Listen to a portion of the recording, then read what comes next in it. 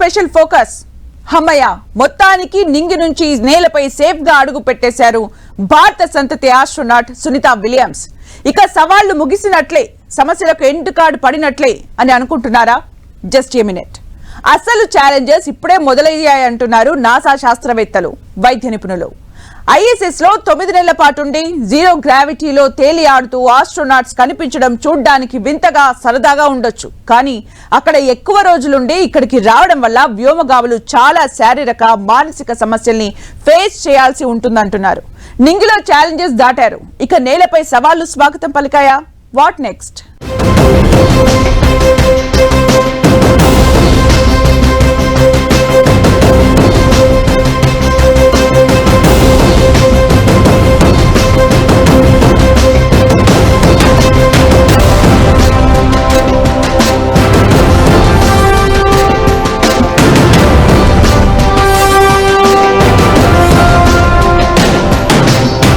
నింగిలో సవాళ్లను దాటిన భారత సంతతి వ్యోమగామి సునీత ఇక నేలపై ఛాలెంజెస్ ఫేస్ చేయనుందా? గ్రావిటీ లైఫ్ ఆస్ట్రోనాట్స్ కు పునర్జన్మ లాంటిదేనా? భూమిపై వ్యోమగాముల జీవనం కొన్నాళ్లు భారమేనా?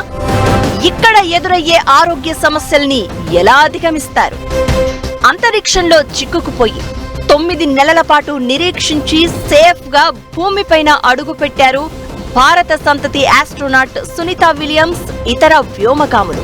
దీంతో అందరిలో పెద్ద టెన్షన్ కు ఎండ్ కార్డ్ పడింది. స్పేస్ టూర్ అంటేనే జీరో గ్రావిటీ, చాలా రిస్క్ తో కూడుకున్నది. ఇప్పుడు భూమిపై సునీత, ఇతర ఆస్ట్రోనాట్స్ కు ఆరోగ్యపరంగా సవాళ్లు తప్పవా? జీవనం భారమేనా? ఇంతకీ ఇక్కడ ఎలాంటి సమస్యలు ఎదుర్కొంటారు? ISS లో సునీత సహచర ఆస్ట్రోనాట్ బుచ్ విల్మోర్ 9 నెలల పాటు చిక్కుకుని ఎన్నో అడ్డంకుల్ని దాటి భూమికి చేరుకున్నారు. ఇక్కడ భూమిపైకి రాగానే వాళ్లు అందరిలా లైఫ్ లీడ్ చేయడం అయితే అంత ఈజీ కాదు. భూమిపై గురుత్వాకర్షణ వాతావరణానికి అనుకూలంగా వాళ్ల శరీరం సర్దుకోవడానికి కొంత సమయం పడుతుందని వైద్య నిపుణులు అంటున్నారు. అందుకే సునీత విల్మోర్ ఫ్లోరిడా సముద్రంలో ల్యాండ్ అయ్యాక స్పేస్ ఎక్స్ క్యాప్సుల్ నుంచి నేరుగా నాసా రీహాబిలిటేషన్ సెంటర్ కు తీసుకెళ్లారు. వైద్య పరీక్షల తర్వాత 45 రోజుల పాటు డాక్టర్ల పర్యవేక్షణలోనే వాళ్ల జీవితం సాగనుంది. కొన్ని వారాలు అయితే తప్ప మళ్లీ గ్రావిటీ లైఫ్ లో సాధారణమైన మనుషుల్లా వాళ్లు జీవించలేరు. ఈ మధ్య కాలంలో ఎన్నో సమస్యల్ని వాళ్లు ఫేస్ చేయాల్సిందే. 9 నెలల పాటు అంతరిక్షంలో జీరో గ్రావిటీ మధ్య సునీత విల్మోర్ గడిపారు. దీంతో వీళ్ల శరీరంలో కొన్ని మార్పులు చోటు చేసుకుని ఉంటాయి. శూన్య గురుత్వాకర్షణ కారణంగా బ్లడ్ సర్క్యులేషన్ ఎక్కువగా తలకే చేరుతుంది. దీంతో కొన్ని ద్రవాలు తలలో చేరుకుంటాయి. అందుకే కిందకొచ్చాక ముఖం బొద్దుగా ఉబ్బినట్లు, కాళ్లు సన్నగా తగ్గిన శరీరాకృతిలో సునీత, ఇతర ఆస్ట్రోనాట్స్ కనిపించారు. సాధారణ జీవితం గడిపేందుకు కావలసిన ఆరోగ్యం కోసం వీరిని నిరంతరం వైద్యుల పర్యవేక్షణలో ఉంచుతున్నారు. వైద్య నిపుణుల సూచనలతో పలు వ్యాయామాలు, ధ్యానం లాంటివి చేయించనున్నారు. ముఖ్యంగా గురుత్వాకర్షణ శక్తి లేని ప్రాంతంలో వారు ఇన్నాళ్లు ఉండి వచ్చారు. దీంతో కండరాలు బాగా బలహీనపడతాయి, ఎముకలు గట్టిదనం కోల్పోతాయి, నాడీ సమస్యలు, కంటి చూపు ఇబ్బందులు ఎక్కువగా ఎదుర్కోవాల్సి ఉంటుంది. 6 నెలల కంటే ఎక్కువ రోజులు అంతరిక్షంలో ఉన్నప్పుడు సహజంగానే ఎముకల్లో కాల్షియం, ఇతర ఖనిజ లవణాలు శరీరం కోల్పోతూ వస్తుంది. అలా బోన్ సెన్సిటివ్ గా మారుతుంది. అందుకే ముందుగా ఎముకల సాంద్రతను పెంచడం కోసం 3 నెలల పాటు రకరకాల సప్లిమెంట్స్ ను వైద్యులు వీళ్లకు అందిస్తారు. 6 నెలలు పైనుంటే భూమి పైన 20 సంవత్సరాల్లో జరిగే బోన్ లాస్ కి ఈక్వల్ ఉంటుంది. బోన్ డెన్సిటీ తగ్గడం అంటే బోన్ లో సాంద్రత తగ్గిపోవడం, మజిల్ వీక్నెస్ రావడం, కొంతమంది ఐసోలేషన్ లో ఉండి మానసికంగా దెబ్బతింటాం. కాస్మిక్ రేస్, సన్ రేస్ వల్ల వాళ్ళ క్యాన్సర్స్ వచ్చే ప్రమాదం ఉంటుంది. కాబట్టి వాళ్ళకి ఎట్మోస్ట్ క్యాన్సర్ స్క్రీనింగ్ టెస్ట్ జీవితకాలం చేయాల్సింది. ఆస్ట్రోనాట్స్ సునీత విల్మోర్ 6 నెలల కంటే ఎక్కువే 9 నెలల పాటు అంతరిక్షంలో ఉండొచ్చారు. ఆ లెక్కన శారీరక మానసిక సమస్యలను ఎక్కువే ఫేస్ చేయాల్సి ఉంటుంది. వెన్ను, మెడ, తల భాగంలో గ్రావిటీ కారణంగా కొన్ని మార్పులు జరిగే ఛాన్స్ ఉంటుంది. అందుకే వాళ్ల శరీరాకృతిని సాధారణ స్థితికి చేర్చేందుకు కొన్ని రకాల ఎక్సర్సైజులు, ఏరోబిక్స్ చేయిస్తారు. ఇవి కండరాల బలాన్ని పెంచుతాయి, శక్తిని, శారీరక సమతుల్యతను ఇస్తాయి. ఒక రకంగా ఇది వారికి పునర్జన్మతో సమానం. అప్పుడే పుట్టిన శిశువు ఎలా సమస్యలను ఎదుర్కొంటూ ఎదుగుతారో దాదాపు అలాంటి ప్రాబ్లమ్స్ నే వీళ్లు ఫేస్ చేస్తారు. శరీరాన్ని తమంతట తాముగా బ్యాలెన్సింగ్ చేసుకోవడం నుంచి బాగా నడవడం, బరువుల్ని పట్టుకోవడం, ఎత్తడం, మాట్లాడడం, ఆలోచించడం వరకు కొన్ని వ్యాయామాల్ని చేయిస్తారు. మరోపక్క మానసికంగా బలపడడం, చురుకుదనం కోసం రకరకాల మెడిటేషన్స్, సప్లిమెంట్స్ ను అందిస్తారు. స్పేస్ లో ఎక్కువ రోజులు ఉన్నప్పుడు అలా తేలి ఆడుతూ ఉన్నారులే, ఇక వీళ్ళకేం ప్రాబ్లమ్స్ ఉంటాయనుకుంటారేమో. భూమిపైకి తిరిగి వచ్చాక ఆస్ట్రోనాట్స్ కు అన్ని సమస్యలు సవాళ్లేనట. ఎముకలు వీక్ అవుతాయి, కండరాలు క్షీణిస్తాయి, నాడీ వ్యవస్థపై తీవ్ర ప్రభావం చూపుతుంది. వాళ్ళు కోలుకోవడానికి కొన్ని వారాల సమయం పడుతుందట.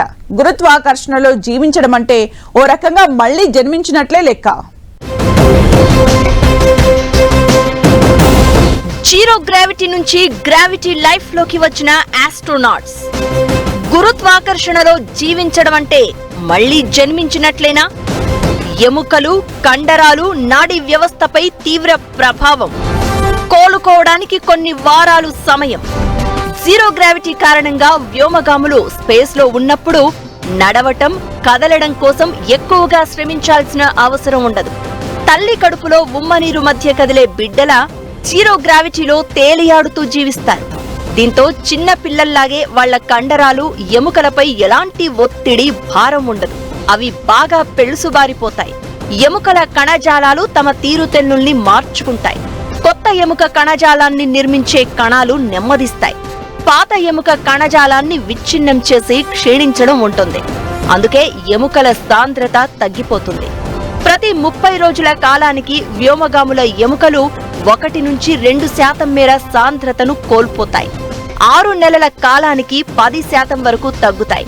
ఆ లెక్కన 9 నెలలుగా అంతరిక్షంలో ఉన్నారు సునీత విల్మోర్. కాబట్టి రిస్క్ ఫ్యాక్టర్ కొంత ఎక్కువే ఉంటుంది. మన భూమి మీద వృద్ధుల్లో ఏటా 0.5% నుంచి 1% మేర ఇలా ఎముకల కణజాల క్షీణత ఉంటుంది. అంతరిక్షంలో సుదీర్ఘంగా గడిపి వచ్చిన వ్యోమగాములకు ఎముకలు విరిగే ముప్పు ఎక్కువే. అందుకే సాధారణ స్థాయికి రావడానికి కనీసం 4 ఏళ్ల సమయం పడుతుంది.